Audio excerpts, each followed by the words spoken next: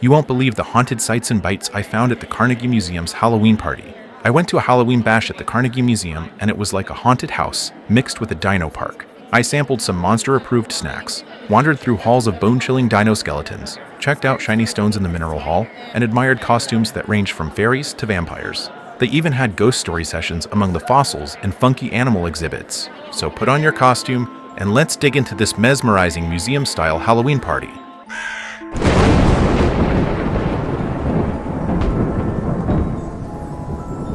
So I rolled up to the renowned Carnegie Art and Natural History Museum in Pittsburgh, Pennsylvania. This was a one-night Halloween party for $24. When I walked in, there was a line to get some $5 alcoholic Jell-O shots in syringes. They went from orange, lemon, green apple flavors, and a cherry-flavored blood bag for $10 that I tried later.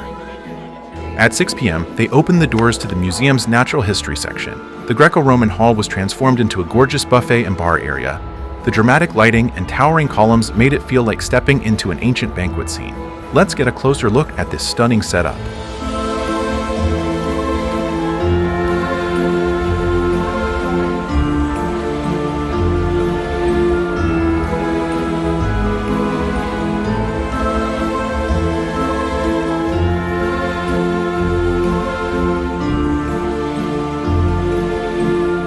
The buffet was stacked with treats. They had crispy chicken fingers and chips, mini beef sliders, and vegan sliders to keep it veggie-friendly. You could grab a couple of slices of pizza, plain or pepperoni, with a side of chips, and at the end, they had a little graveyard of toppings and sauces, like tomatoes, lettuce, and some ghostly dips. First off, I treated myself to a popcorn ball for $5. Couldn't resist. Then I started with the chicken finger platter with homemade potato chips for $9. I'd give this and the other food 3 keys out of 5. Across the room, the bar was stirring up Halloween magic. Besides the regular sodas and beers, they were brewing some haunted specials: the Vampire Kiss, Hocus Potion, and Arachnid Lemonade. Of course, I had to grab the Vampire Kiss. It came in a blood bag and looked straight out of Transylvania. This drink is a spirited mix of alcohol and cranberry. I'd give this bloody mix 5 keys out of 5. Very delicious. All right, enough refreshments. The museum's open, and it's time to see their rare dinosaur collection. Yay! Dinosaurs. The Dinosaurs in Their Time exhibit has one of the world's largest collections of authentic dinosaur bones. None of that plastic replica stuff here.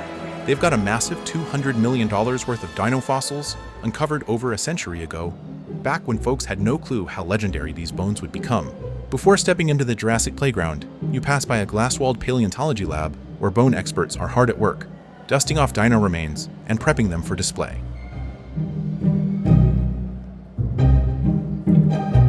All right, let's step inside. Whoa, check out these prehistoric giants. They look ravenous.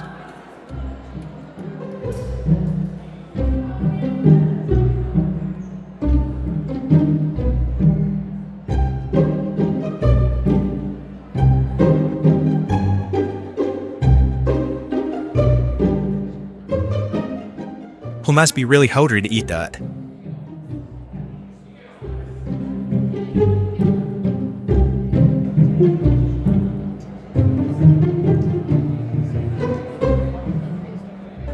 Gee, 2 massive long necks towering over everything. If you know the names of any of these dinosaurs, put them in the comments below.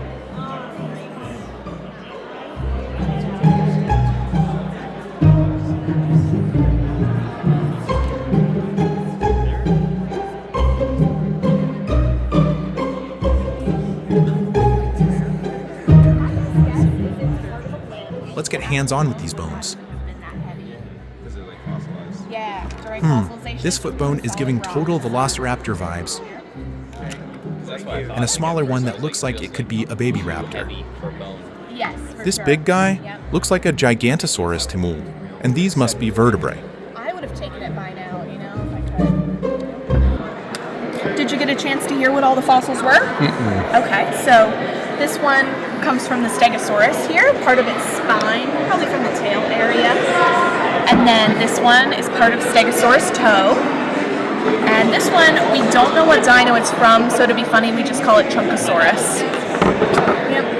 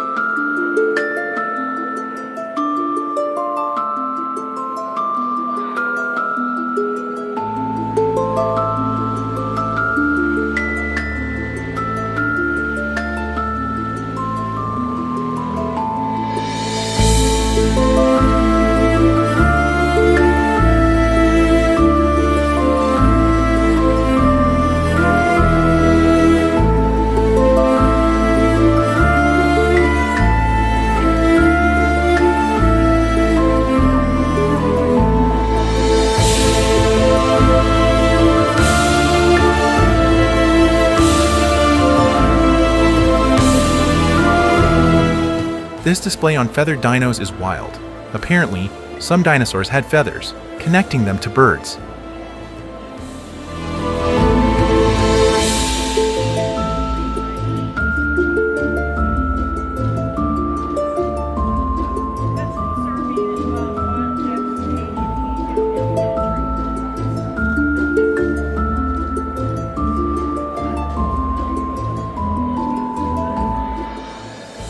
And now, the pièce de résistance, 2 full T-Rex skeletons locked in an epic face-off. This Jurassic joust is definitely the star of the show.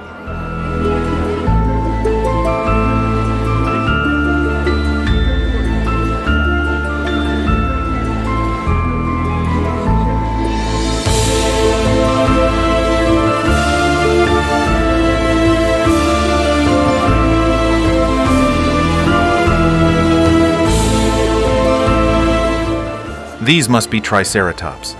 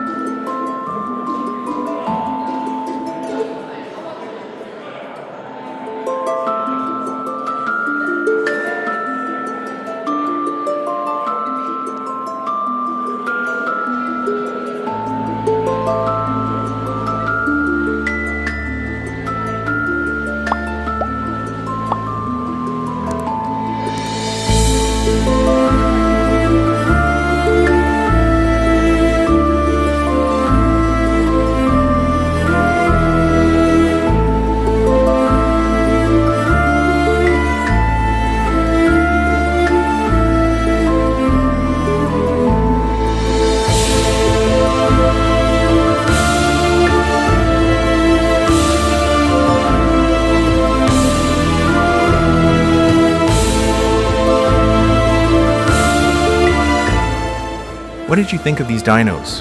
I love them. Now let's see what other events they have for this special night of trick-or-treat. Upstairs, they had different types of crafts and collages you could make.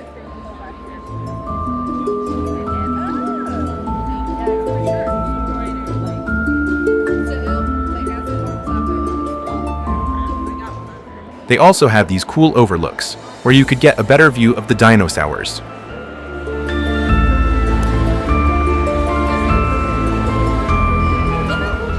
Outside of there, they had this expert pumpkin carver who gave us live demonstrations of his awesome pumpkin carving skills.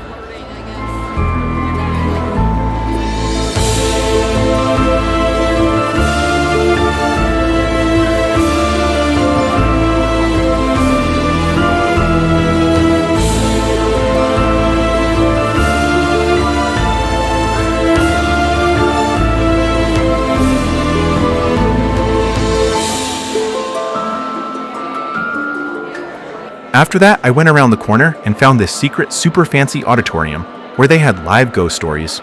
Let's listen to these terrifying tales.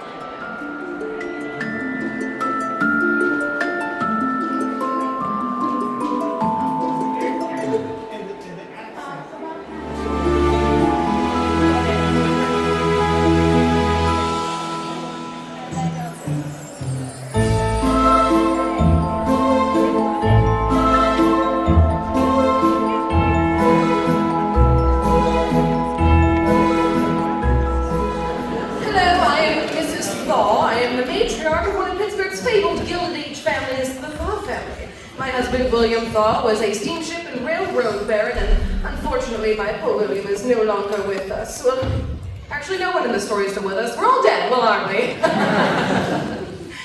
Well, this is perhaps the most fascinating murder that's ever happened in American history. See, until 1890, we had lived in a home in downtown Pittsburgh. It was a rather demure, very mindful mansion that was down on State. It had a first floor hallway that was 12 feet wide with a bedroom on either side that was 40 feet long each. And I mean, really, it was a pauper's conditions. You can't expect me to live in that. I mean, us, we could not possibly live in that.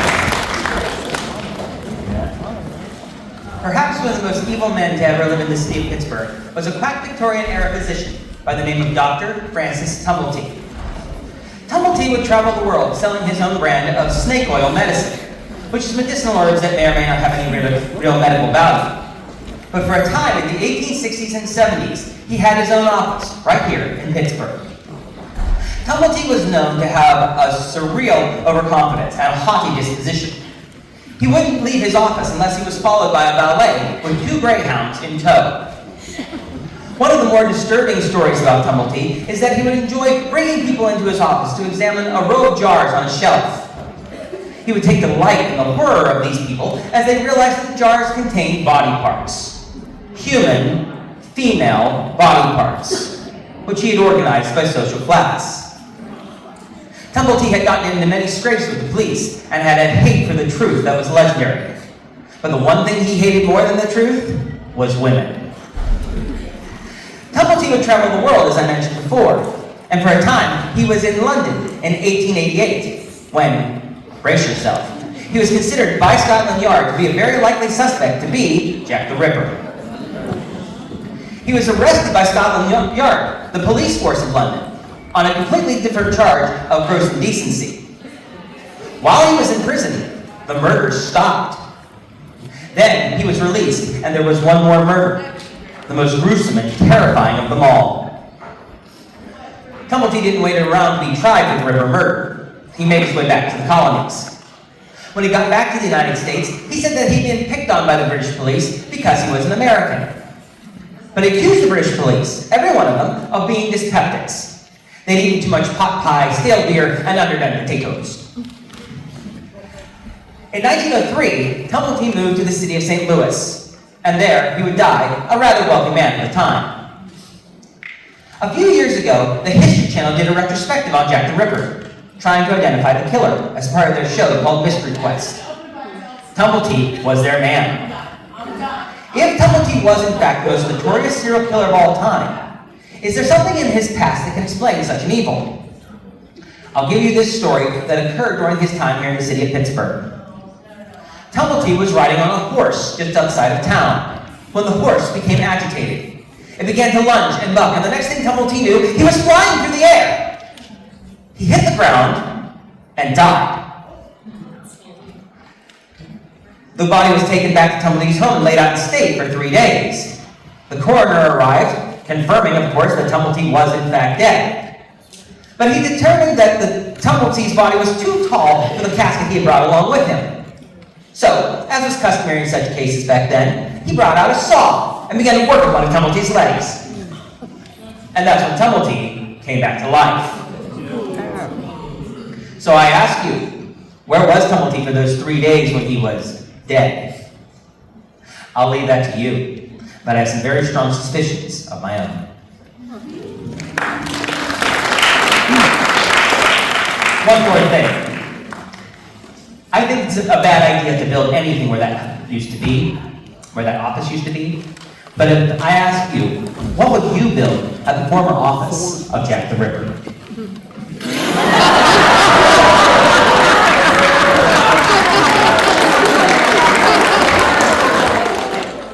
Upstairs are different sections of taxidermied animals. In this African animal section, they laid out lanterns and scary lights. They turned off the lights and then told ghost stories in the dark. Let's listen in.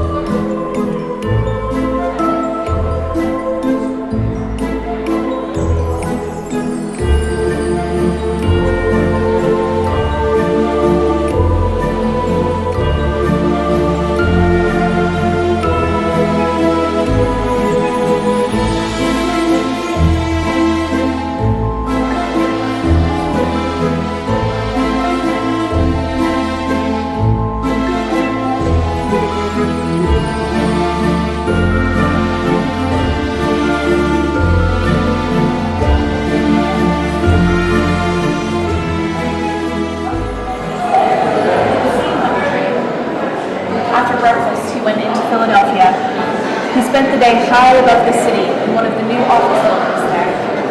Late in the afternoon, we waited for an elevator to take up there. Turning the corner, I stepped right into the Hall of Minerals and Gems, where I saw glittering crystals and jewelry, gleaming gold, and even a mystic crystal skull. Oh my gosh, that's so pretty.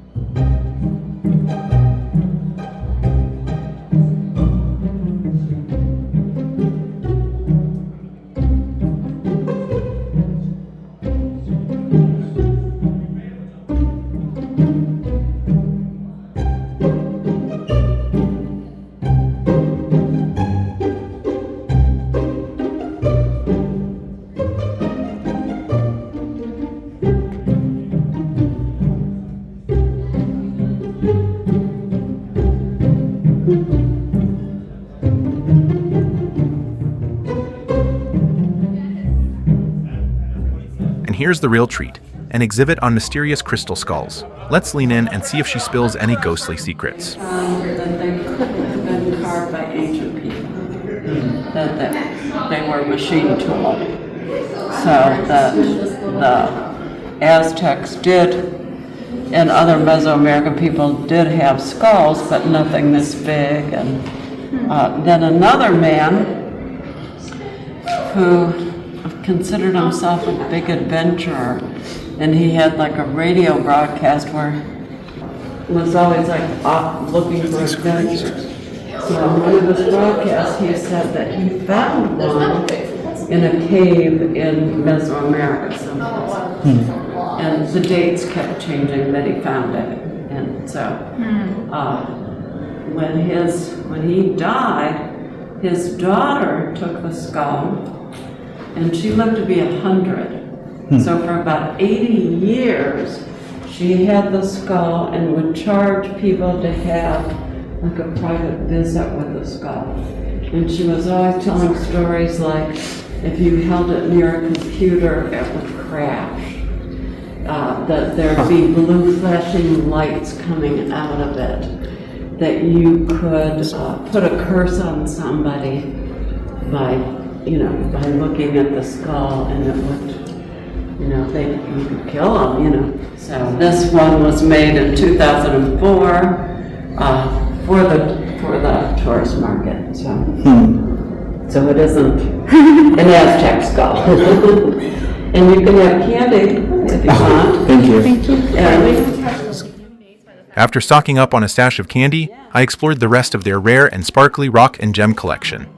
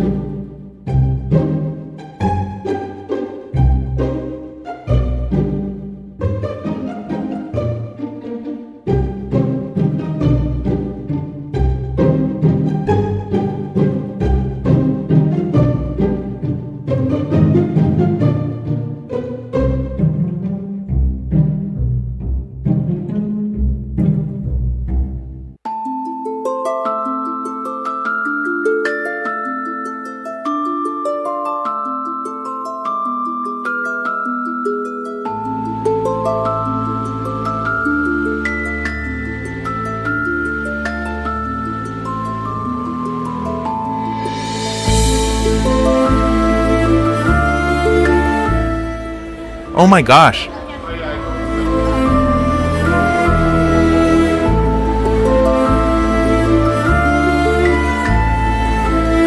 After that, I wandered over to their rare taxidermy animal collection.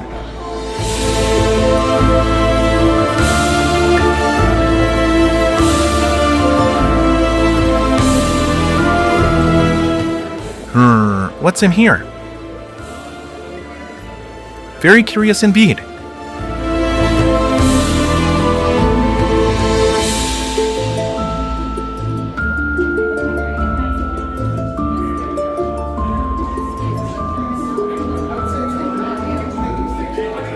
Entering this room felt like a walk into a haunted zoo.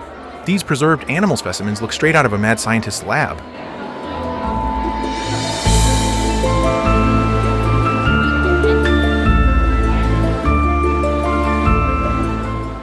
Golly gee whiz, we found another bar in the wild.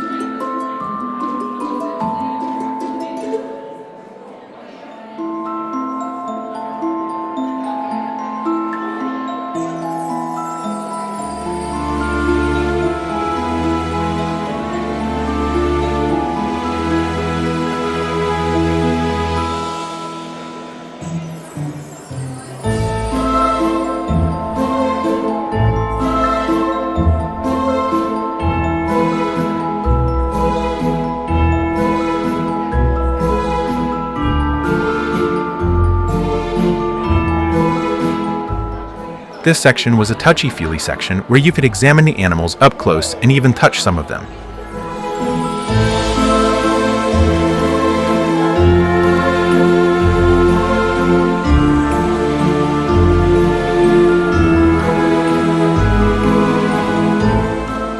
Over here was a special bar where you could pay to mix your own magical alcoholic drinks.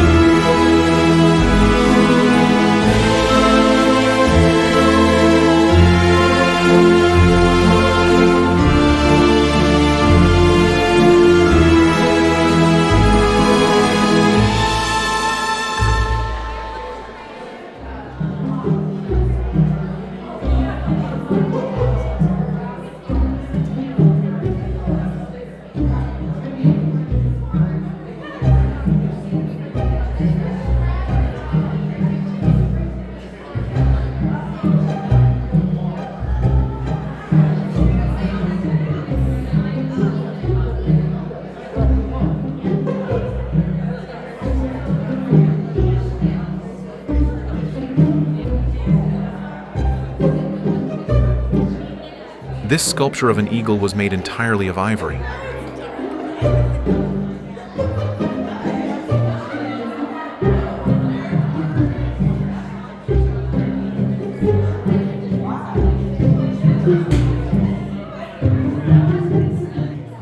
In this room, we had live conservators, cleaning and preserving and explaining how they take care of the museum specimens.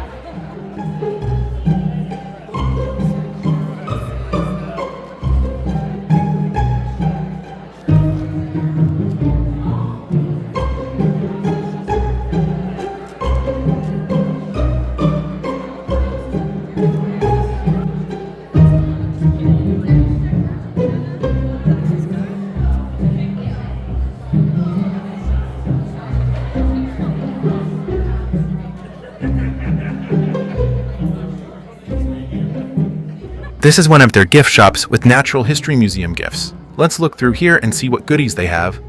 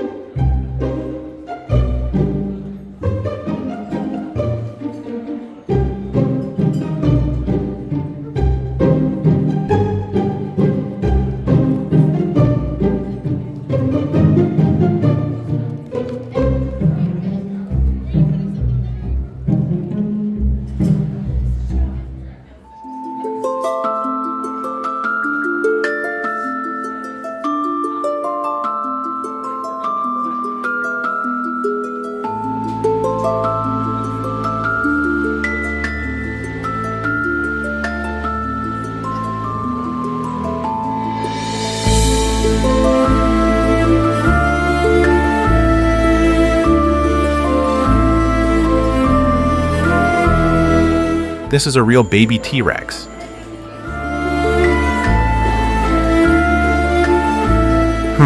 These bug specimens are interesting to me.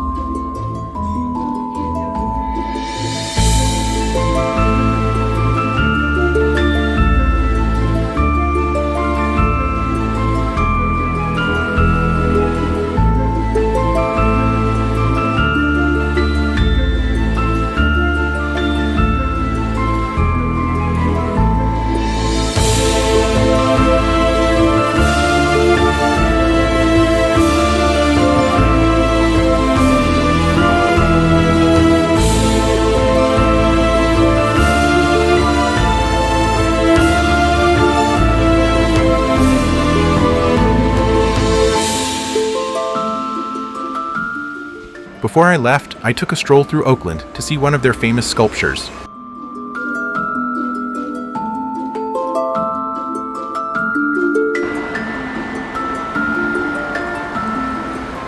It's Dippy the Dinosaur.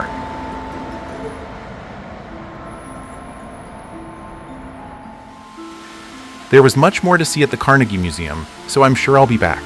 I have more fun and mysterious content on my channel to watch, so please hit that like and subscribe button for more. Until next time, have a safe and happy Halloween.